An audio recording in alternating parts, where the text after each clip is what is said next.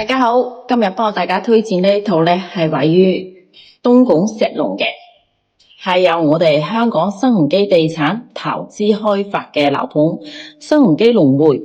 咁依家見得到咧就係我哋一期嗰個園林花園啦。呢度咧綠化率係非常之高嘅，達到35%嘅綠化率。前面我哋正對住前面呢個位置咧，呢條江咧就係我哋平時飲用水東江啦。咁前面藍色鐵皮位嗰個位置咧，以後咧係我哋嗰個別墅區嚟嘅。等到別墅區起好之後咧，成個景觀咧會更加靚嘅。今日推薦呢套單位咧係92平方嘅3房單位，係一套毛坯清水房嚟嘅。企喺陽台個位置咧，就可以睇到我哋嗰個東江嗰個江景嘅。呢個咧係入門口嗰個入戶花園嚟嘅，到時呢邊咧係會封起身做翻一個鞋櫃啦。一入嚟咧就係呢邊咧就係我哋嗰個廚房位置啦。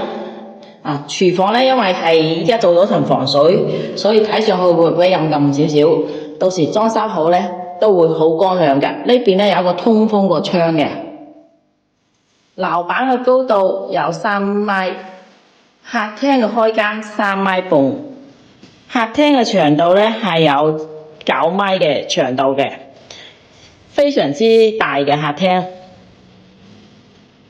再過嚟咧就係我哋房間啦，呢度有3個房，呢個係第2個客房。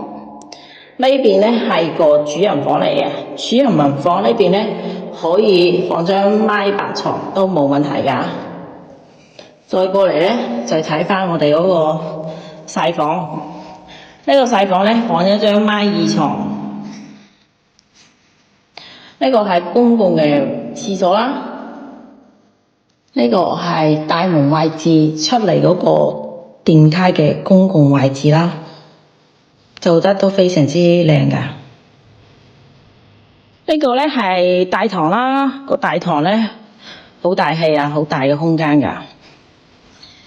跟住入門口呢度咧會有一個可視對講啦。平時呢邊咧係可以藍牙開門或者拍卡都可以入去大堂嘅。如果你近期有興趣上嚟東莞置業嘅朋友，歡迎聯繫我啦，我叫樂兒，可以關注我個 YouTube 頻道喎，多謝晒。